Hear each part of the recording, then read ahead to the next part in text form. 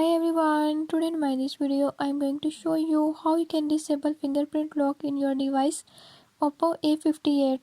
In this device Oppo A58, if you are having any issue like you don't know how to disable fingerprint lock, I'll tell you few tips and tricks that you can use to do it. Before I start, if you are new to my channel, don't forget to subscribe and press bell icon. Watch complete video and learn how you can do it.